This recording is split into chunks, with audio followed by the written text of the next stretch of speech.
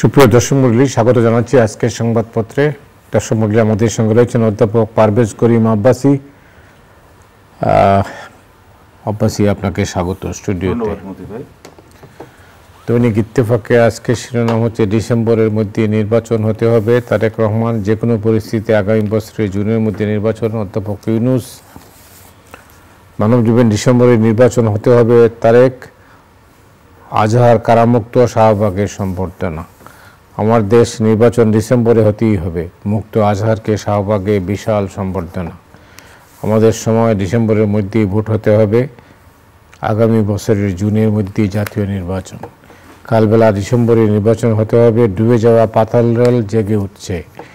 দেশ রূপান্তর, নির্বাচন হতে হবে ডিসেম্বরেই, জাতীয় চক্ষু বিজ্ঞান হাসপাতাল বন্ধ। সময়ের আলো, ডিসেম্বরে ভোট চায় বিএনপি, যুক্তরাষ্ট্রে উৎকণ্ঠায় বহু বাংলাদেশি শিক্ষার্থী। খবরের কাগজ, ডিসেম্বরের মধ্যেই নির্বাচন হতে হবে, তারেক। দুদকের মামলায় তারেক ও জুবাইদা রহমান খালাস। ইনকিলাব, ডিসেম্বরের মধ্যে নির্বাচন হতে হবে, তারুণ্যের সমাবেশে ঐতিহাসিক জনস্রোত। আলোকিত বাংলাদেশ, 26শে জুনের মধ্যে নির্বাচন, ডিসেম্বরে নির্বাচন চায় বিএনপি। করতোয়া, ডিসেম্বরের মধ্যে নির্বাচন হতে হবে, ডিসেম্বর থেকে জুনের মধ্যে নির্বাচনের অঙ্গীকার পুনর্ব্যক্ত। আজকে দিনের শিরোনাম হচ্ছে নির্বাচন, এবং নির্বাচনের সময় নিয়েই একটা যে বিতর্ক চলছে, সেই বিতর্কেরই আবার একটা খোলাসা প্রকাশ। বিএনপির তরফে যে সমাবেশ হয়েছে, তো তারুণ্যের সমাবেশ বলা হয়েছে, তো সেই সমাবেশ থেকে তারেক রহমান স্পষ্ট করেছেন তাদের দলের অবস্থান। তিনি বলছেন যে ডিসেম্বরেই নির্বাচন হতে হবে। প্রফেসর ইউনূস জাপানে বলেছেন যে সেখানে 26শে জুনের মধ্যে নির্বাচন। এই আচ্ছা, এখন আমি কি বলবো, যেখানে এটা বোধহয় আমার একটা ট্রেডমার্ক হয়ে যাচ্ছে। ধন্যবাদ মতি ভাই, যে হতভাগা দেশ এখন হচ্ছে যে এই ডিসেম্বর মানে ভার্সেস এই আপনার জুন, এটার মজেজাটা কি কেউ যদি আমাকে বলতে পারতো, তাহলে এটা মানে আমি খুব খুশি হতাম। কেননা এটার কোনো, এটা হচ্ছে অনর্থক একটা রহস্য একটা সৃষ্টি করা, এই আমার কাছে মনে হয়। এখন যদি দেখুন, ডক্টর ইউনূসের হয়ে যদি কেউ সাফাই গান, সে বলতেই পারে, উনি তো বলছেন না যে ডিসেম্বরে নির্বাচন দিব না, বলছে জুনের মধ্যে। ডিসেম্বরেও হতে পারে, অক্টোবরেও হতে পারে, কিন্তু নাও হতে পারে। আমি উল্টাটা বলছি, বিএনপি হলে বলবে যে হচ্ছে কেন, যে নাও তো হতে পারে। এই ডিসেম্বর থেকে জুন, এই 6 মাসের পার্থক্যে কি এমন মানে হচ্ছে যে গুণগত পরিবর্তন হবে সংস্কারের বেলায়, বা হচ্ছে ন্যায় বিচার দেওয়ার জন্যে, বা হচ্ছে নির্বাচনের যে নির্বাচন বান্ধব পরিবেশ সৃষ্টি করার জন্যে পার্থক্যটা কি? দেখুন, বিএনপিও কেন ডিসেম্বরের জন্য বলছে, এটা একটা প্রশ্ন। কারণ বিএনপির জন্য ওরা বলবে যে দেখো ভাই, আমরা হচ্ছে 2014 সালে একটা হচ্ছে যে আমরা নির্বাচন, আমরা এখানে একটা পাতানো নির্বাচন থেকে আমরা সরে আসছিলাম। 2019-এ যে নির্বাচনটা থেকে, যেটা অনেকভাবে ধারণা করা হয় যে এখানে হচ্ছে তারা জিততো, কিন্তু তাদেরকে ওখান থেকে বঞ্চিত করা হয়েছে। এবং হচ্ছে যে রাতের ভোট যেটাকে বলা হয়। আর 2024 সালে তো সবাই আমরা এখনো আমাদের স্মৃতিতে অম্লান হয়ে আছে যে ভোটের মানে হচ্ছে যে এক ধরনের একটা নর্থ কোরিয়ান স্টাইল একটা ভোটিং হলো।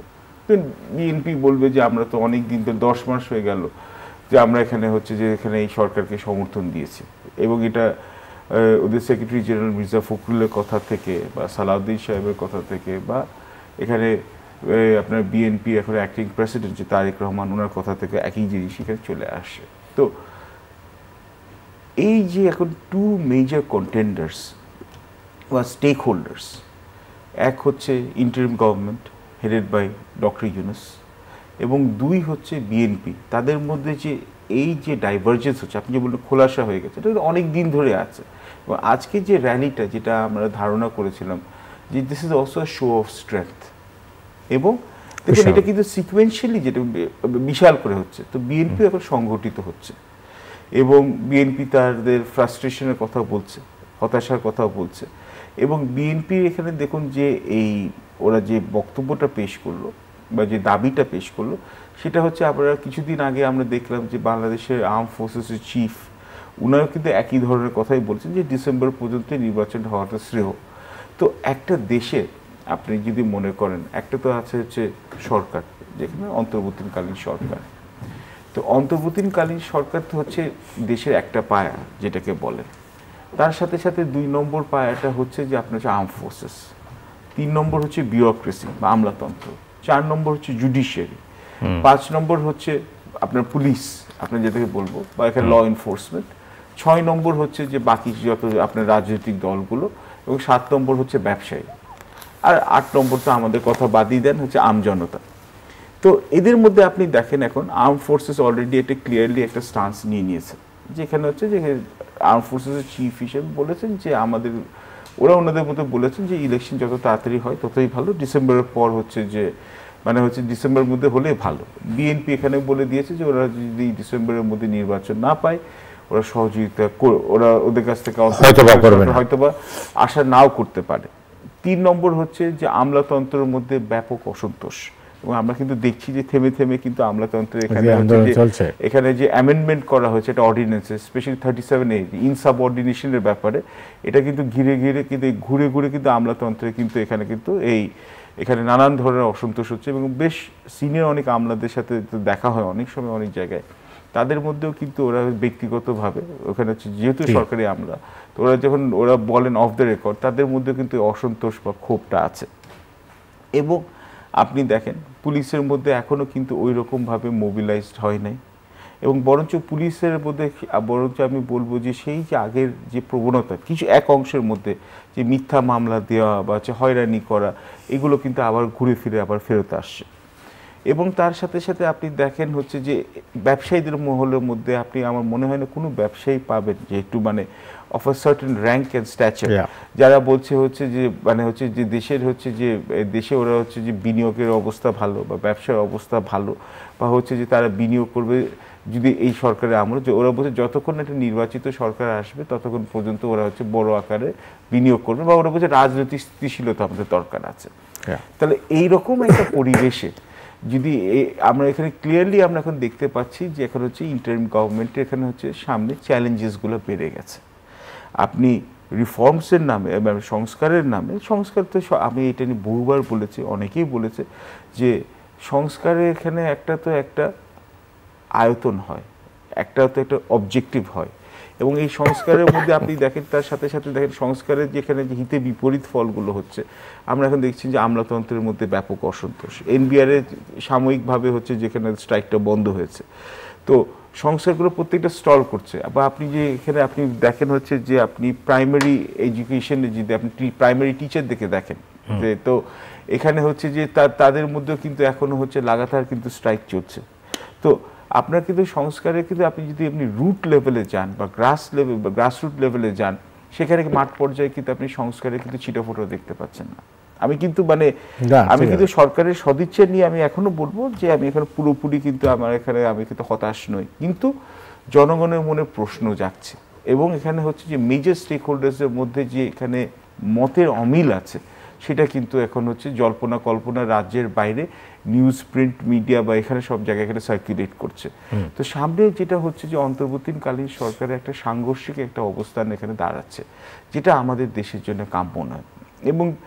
এবং এই নির্বাচনের জন্য দাবি উঠানোতেই যে যদি আপনাকে বলা হয় যে হচ্ছে ফ্যাসিস্ট সরকারের প্রতি তাবেদার বা ভারতের প্রতি হচ্ছে যে তাদের একটা সফট স্পট আছে, এটা আমার মনে হয় হচ্ছে যে এটা হচ্ছে যে বিশাল বড় অন্যায় করা হচ্ছে। কেননা আওয়ামী লীগের আমলে যখন আমাদের বলা হতো যে নির্বাচনের এখানে হচ্ছে যে নির্বাচনের গুণগত মান নিয়ে প্রশ্ন বা হচ্ছে যে দুর্নীতি নিয়ে প্রশ্ন যখন তোলা হতো, এই প্রোগ্রামেই করতাম, তো তখন কিন্তু তাদেরকে বলা হতো যে আপনি পাকিস্তানপন্থী, বা আপনাকে বলা হতো হচ্ছে যে আমেরিকার দালাল। দেখুন মানে এই স্টান্সটা কিন্তু আমাদের যায় না। এবং 71 সালে আগে যখন আমরা পাকিস্তানের অংশ ছিলাম, যখন আমাদের পূর্ব পাকিস্তানের লোকরা তাদের ন্যায্য হিস্সার জন্য বা অধিকারের জন্য বলতো, তখন বলা হতো যে তোমরা হচ্ছে যারা পাকিস্তানের বিরুদ্ধে আন্দোলন করবে তারা হচ্ছে ভারতের অনুগামী। তো এটা কিন্তু আমাদের অঞ্চলে কিন্তু আজীবন থেকে গেছে। কিন্তু অন্তর্বর্তীকালীন সরকার যেহেতু ডক্টর ইউনূস বারবার বলছে যে জুনের মধ্যে, তাহলে আমার যেটা আন্দাজ হচ্ছে যে যদি একটা এখানে, এবং সবাই জানে যে অন্তর্বর্তীকালীন সরকার ভার্সেস যদি বিএনপি যদি ওরা একটা অ্যাডভার্সারিয়াল পজিশনে আরও সামনে চলে আসে, তাহলে এনসিপি কিন্তু হচ্ছে যে এক্সটেনশন অফ, আমার কাছে মনে হয় যে অনেকেই মনে করে যে এনসিপি হচ্ছে extension of the interim government, অনেকে বলেন হচ্ছে কিংস পার্টিও। ঠিক আছে, তারুণ্যের এখানে একটা দল, ওদেরকে আমি আপনার প্রোগ্রামেতে আমি ওদেরকে অভিনন্দন জানিয়েছিলাম, কিন্তু এখনও মানুষের মনে যেহেতু নতুন দল এখনো ওইভাবে কিন্তু প্রভাব বিস্তার করতে পারেনি। এবং এটাও বলা হচ্ছে যে এখানে হচ্ছে যে এখন তো নানান ধরনের দুর্নীতির কাহিনী তাদের নিয়েও শোনা যাচ্ছে। আমি বলবো না যে এখন অনেকে বলবে যে আবার অন্তর্বর্তীকালীন সরকারের প্রতি যারা সফট যারা আছে তারা বলবে যে বিএনপি কি খুব ভালো। আমাদের দেশে কোনো দলই খুব বেশি ভালো বা খারাপ না। প্রশ্ন হচ্ছে যে আমাদের যে বিগত 16 বছরে যেটা আমাদের একটা যার জন্য শেখ হাসিনার সরকারের পতন হলো, একটা প্রধান কারণ হচ্ছে গণতন্ত্রের অভাব, প্রধান কারণ হচ্ছে যে একটা স্বচ্ছ একটা নির্বাচনের অভাব, একটা অন্তর্ভুক্তিমূলক নির্বাচনে এখানে হচ্ছে যে এখানে অভাব। তো এখন এই রকম একটা অবস্থায় আমার মনে হয় যে এই সংঘর্ষটা বা এই যে এদের মধ্যে যে মানে মতের পার্থক্য আছে, এটা ডায়ালগের মধ্যে আসা উচিত এবং এটা নেগোসিয়েশনের মধ্যে আসা উচিত, এবং না ডিসেম্বর না জুন, মাঝখানে একটা সময় আসুক, ফেব্রুয়ারি বা মার্চ। ফেস সেভিং তো একটা ব্যাপার আছে। এবং অন্তর্বর্তীকালীন সরকারের প্রতি আমি বলবো যে এখানে মাননীয় প্রধান উপদেষ্টা ডক্টর ইউনূস যদি বলেন বা তাদের উপদেষ্টা যে আরও অনেক কুশীলব যারা আছেন যারা দক্ষ নিশ্চয়ই, তো তারাও অন্তত তাহলে অ্যাটলিস্ট কারণগুলো ওনাকে জনগণের সাথে এখানে হয়তো শেয়ার করুক যে কি কারণে ওনারা জুন পর্যন্ত নির্বাচনে দিতে চাচ্ছেন। এটা তো কোনো কারণ শুনতে পাচ্ছি না আমরা। আমি কারণগুলো শোনা যাচ্ছে না বলে তো জল্পনা কল্পনা বেড়ে যাচ্ছে। ভেতরে কোনো উদ্দেশ্য আছে। এখন যদি উদ্দেশ্য থাকে, যদি সৎ উদ্দেশ্য থাকে তা শেয়ার করা উচিত। কেন দেখুন, আপনি দেখুন আমরা বরঞ্চ আমরা কি নিয়ে আমরা চিন্তা আমাদের এখন দেখুন আমাদের ডিসকাশনগুলো কি হচ্ছে। স্টারলিংকে যথেষ্ট সুযোগ সুবিধা দিয়ে ফেসিলিটিস দিয়ে আনা হচ্ছে। এখন এটার কতটুকু কানেক্টিভিটি মানে বাড়বে বা আমাদের এখানে আমাদের ভোক্তাদের জন্য কতটুকু সাশ্রয় হবে আপাতত তো দেখে মনে হচ্ছে না। বা দুই হচ্ছে যে এই যে হিউম্যানিটেরিয়ান করিডোর, তারপর আবার ক্ষেত্র বিশেষে হিউম্যানিটেরিয়ান চ্যানেল, এটা নিয়ে যে এখানে যে রোহিঙ্গাদেরকে সাহায্য করার জন্য আমাদের রাখাইন সিটি, এটা নিয়ে আমাদের এখানে হচ্ছে দেখছি যে আমাদের দৌড়ঝাঁপ বা হচ্ছে উৎসাহ উদ্দীপনা আছে, যেটাতে ক্লিয়ারলি হচ্ছে যে আর্ম ফোর্সেস অফ বাংলাদেশের এখানে সেনাবাহিনী হচ্ছে যে এটা নিয়ে সিরিয়াস ওদের রিজার্ভেশন আছে। কারণ বাংলাদেশের সিকিউরিটিটা প্রোভাইড করার জন্য কনস্টিটিউশনালি ম্যান্ডেটেড কি আর্ম ফোর্সেস অফ বাংলাদেশ, তাদের এই রিজার্ভেশনটা আছে। তো আমি বলবো বা হচ্ছে যে আপনি তো এই যে এই প্রবলেমগুলো আছে আপনার জেনুইন যেখানে আপনার এখানে প্রবলেমগুলো, ওটা যেটা আপনি সহজে রিজলভ করতে পারবেন, লো হ্যাঙ্গিং ফ্রুট, তো এটা হচ্ছে যে মোটা ইলেকশন কমিশনের সাথে বসে এখানে হচ্ছে এখানে একটা রোড ম্যাপ দিয়ে দিলে তো 50% হচ্ছে সমস্যাটা সমাধানটা হয়ে যায়। কিন্তু এখন আমরা দেখছি হচ্ছে দেশে এবং দেশের বাইরেও নানান ধরনের আমরা যে বুদ্ধিজীবী যারা আছে তারা বলছেন হচ্ছে যে নির্বাচনের জন্য যারা চাইছে তারা হচ্ছে দালাল। কিভাবে দালাল? আপনি দেখুন প্রশ্নগুলো একটা তো যুক্তিগতভাবে যুক্তিসঙ্গতভাবে র্যাশনালি মানুষকে এখানে অ্যানালাইজ করতে হবে। এবং এটাও তো ঠিক যে ইন্টারিম গভর্নমেন্ট যে কয়টা কিছু ভালো কাজ শুরু করেছে, যেমন হচ্ছে আমি না এখন তো বলবেন যে ঢালাওভাবে ক্রিটিসাইজ করছে না, যেমন হচ্ছে ফিনান্সিয়াল সেক্টরে আমাদের ব্যাংকিং খাতে যে কিছুটা হলেও সুশাসন এখানে এস্টাবলিশ করা, বা সালমান এফ রহমানের ছেলে এবং ভাইপোর যেখানে হচ্ছে যে টাকা লন্ডনে যে 90 মিলিয়ন পাউন্ড এখানে যে ফ্রিজ করাটা, তো তারপর হচ্ছে যে আপনার রোহিঙ্গা ইস্যুতে সেন্সিটাইজেশন করাটা, এগুলো কিন্তু প্রত্যেকটা আমি বলবো যে একটা হচ্ছে ভালো উদ্যোগ। কিন্তু এই উদ্যোগের সাথে কিন্তু মানে উদ্যোগ যেটা আছে কিন্তু উদ্যোগের সাথে উদ্যোগও চলে আসে। উদ্যোগটা হচ্ছে যে মূল যে কাজটা, যে একটা নির্বাচনের রূপরেখাটা দিয়ে দেওয়া, নির্বাচনের একটা টাইম ফ্রেমটা দিয়ে দেওয়া, এটা ছাড়া সব কাজ করা হচ্ছে। এবং এখন আমি যে এখন অনেকে একটা হয়তো সঙ্গত কারণ হতে পারে যে যদি আপনি আগে থেকে যদি মনে করেন ডিসেম্বরের মধ্যে বা জুনের মধ্যে আপনি যদি একটা ফার্ম ডেডলাইন অ্যানাউন্স করে দেন, তাহলে আপনি যেটাকে বলে হচ্ছে আমেরিকায় বলে লেম ডাক একটা গভর্নমেন্ট হয়ে গেল। কারণ সবাই জানে হচ্ছে যে এদের 5 মাস 6 মাস 8 মাস আছে, তারপরে হচ্ছে যে পলিটিক্যাল পার্টিসরা আসবে। তো তার জন্য যে আপনার যে সেন্টার অফ পাওয়ারটা আস্তে আস্তে তাদের কাছ থেকে সরে যায়। কিন্তু বাই নেচার এই গভর্নমেন্টটা তো হচ্ছে ট্রানজিয়েন্ট। আপনার এই গভর্নমেন্টটা তো হচ্ছে যে এটা তো চিরস্থায়ী বন্দোবস্ত না, এই লর্ড কর্নওয়ালিসের মতো। তো তার জন্য এটা যদি এটা ট্রানজিয়েন্ট একটা গভর্নমেন্ট হয়, এটা যদি একটা টেম্পোরারি গভর্নমেন্ট হয়, তাহলে এখান থেকে যখন আমরা মাঝে মধ্যে দেখি যে অনেকে বলছে যে ইউনূস সাহেবের সরকার বারবার দরকার বা 5 বছর এখানে দরকার, কিন্তু এখানে আমাদের আবার কিছু লজিস্টিক্যাল হিসাবও আছে। এবং আমার এটা এখনও মনে হয় যে কেউ এটাকে আলাপ করা হয় না কেন, যে doctor Yunus is the head of the current government interim government. কিন্তু আমরা এখন একটা মানে আনকমফোর্টেবল প্রশ্নগুলো আমাদের করা উচিত জাতীয় স্বার্থে আমাদের এখানে, যে খোদা না খাস্তা আমি দোয়া করি, আমি জানি যে উনি he is very active, physically active, উনি আমার চেয়েও মানে হি ইজ ভেরি এনার্জেটিক, কিন্তু উনি যদি মনে করুন যে ওনার যদি শারীরিক কোনো অসুস্থতা হয় বা ফিজিক্যালি ইনক্যাপাসিটেড হন, who will act as the number 2 হিসেবে রেপুটাইজ করবে কি এই সরকারের? To the best of my knowledge কেউ কি আছেন? না। তো এগুলো কিন্তু হচ্ছে অপারেশনাল জিনিসপত্র, এগুলোও কিন্তু এখানে একটা রিজলভ করা হয় নাই। এবং আমার কাছে এখনও যেটা মনে হচ্ছে যে বিএনপির সাথে এই যে ডিফারেন্সটা বাড়ছে, এই যে যেমন হচ্ছে দক্ষিণের যেখানে আমাদের মেয়রের সাথে যে ইশরাকের সাথে যে এখানে যে এই লম্বা যেখানে একটা বিবাদ হলো, এটা তো কোনো মানে এটা তো কোনো স্বস্তিকর জিনিসও না। এবং এটা হচ্ছে যে এবং ঢাকা শহরের মানুষরা এখন মনে করছে যে বিগত 1 থেকে 1.5 বছর আজাবের মধ্যে আছে, কারণ প্রত্যেক দিন একটা করে কিছু লোক এসে বিক্ষোভ করবে, কিছু এখানে হচ্ছে। এবং ঢাকা শহরে আমাদের যাদেরকে চাকরি করতে হয়, ব্যবসা করতে হয়, তাদের বা বাচ্চাদের স্কুলে নিয়ে যেতে হয়, তাদের ভোগান্তি শেষ হচ্ছে না। তো এই যে রাজনৈতিক অনিশ্চয়তা, ইলেকশন হয়ে যে আসার আসুক, যদি এনসিপি আসবে, আমি কিন্তু নির্বাচিতভাবে, এবং আমি দেখেছি রিফর্মের পক্ষে যারা অনেকে আছেন, একজনকে বলছেন যেখানে তুই তো ইলেকশন হতে বিএনপি চলে আসবে, বিএনপি আসলে তো লুটপাট শুরু হয়ে যাবে। না, এই আশঙ্কাটা আপনি কেন পলিটিক্যাল পার্টির প্রতি আপনার? আমার তো এইটাই কথা যে আপনি হচ্ছেন যে সুশীল সমাজের প্রতিনিধি, এখানে বেশিরভাগ যারা আছেন সুশীল সমাজের প্রতিনিধি, যে যার জায়গায় এখানে হচ্ছে ওনারা সুপ্রতিষ্ঠিত, তার জন্য তো ওনাদের গুডউইল ছিল বলে নেওয়া হয়েছে। তো কিন্তু রাজনীতি তো রাজনৈতিক দলই করবে, অবশ্যই রাজনীতি আপনিও করবেন না, আমিও করবো না, it is not our cup of T. At best বিশ্লেষণ করা যেতে পারে, অ্যাট বেস্ট কথা বলতে পারা যায়, এবং অ্যাট বেস্ট হচ্ছে এখানে হচ্ছে যে এই অনলাইনে কিছু গালিগালাজ খেতে পারি, এছাড়া তো এখানে আর কিছু না। রাজনীতিবিদরাই করবে, আর যাদের এখানে রাজনীতিতে ঢুকার ইচ্ছা আছে তারা দল করুক, যেমন একটা এনসিপির মতো এখানে দল হচ্ছে, ভালো কথা, আরো অনেক দল হতে পারে, সমস্যা নাই। এবং গণতান্ত্রিক চর্চা যদি ওরা উৎসাহিত করতে চায়, প্রত্যেকটি দলের মধ্যে যে গণতন্ত্র যে মানে এখানে inner workings of the political party, এটা যদি ডেমোক্রেটাইজেশন করতে চায়, এটা পার্টি থেকে অর্গ্যানিক্যালি করা উচিত।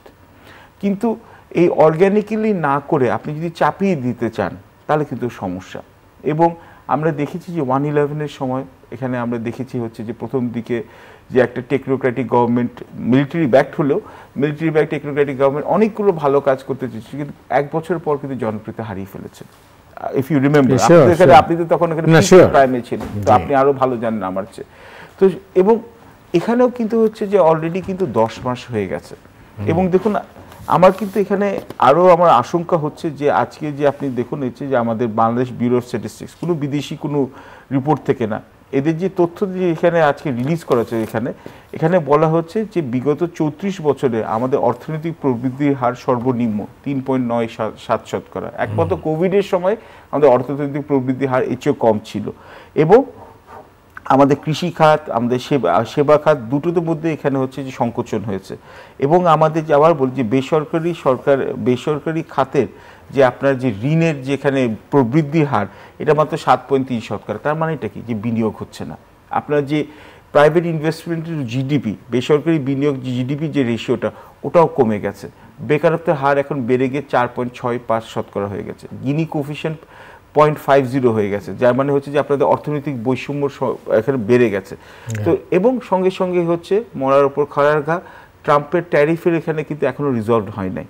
এবং আমাদের যে এখানে যে আমরা যেটা চেয়েছিলাম, এখানে যে আমাদের যুক্তরাষ্ট্রে এখানে যে প্রতিনিধিদের সাথে যে আমরা যে নেগোশিয়েট করব, এখানে ওই রকম কিন্তু নেগোসিয়েশনে কিন্তু আমি জানি না, যতদূর জানা যায় সেরকম কোনো খবরই নাই। এবং কিন্তু আমাদের 3 মাসের মোরাটোরিয়াম কিন্তু চলে যাবে।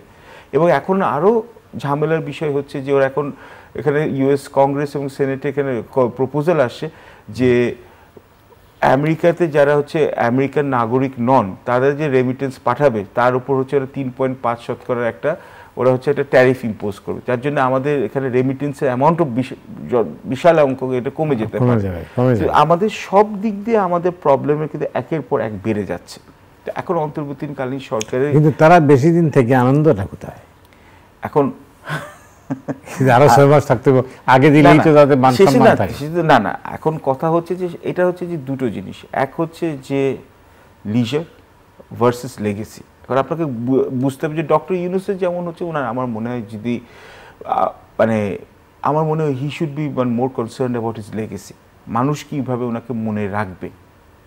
এবং 2 নম্বর হচ্ছে যে বাকি যারা উপদেষ্টারা আছেন, এখন অনেকে হয়তো বা এখন এটা নিয়ে আবার একটা ওই বিদেশি নাগরিকত্ব একটা বিতর্ক অনেক জায়গায় আছে, বাট এটাও হচ্ছে যে এটাও তো কনস্টিটিউশনে আছে, যে কনস্টিটিউশনটা ওনারা খারিজ করতে চাচ্ছেন সেই কনস্টিটিউশনে আছে যে আপনার ডুয়েল সিটিজেনশিপ আছে। কিন্তু আপনি যদি সরকারে সার্ভ করেন, আমার যতদূর মনে হয় আইন কানুন কম জানি, যে আপনার তখন হচ্ছে যে ওই একটা ওই আপনার ওই বিদেশি এখানে ওই সিটিজেনশিপ সারেন্ডার করতে হয়।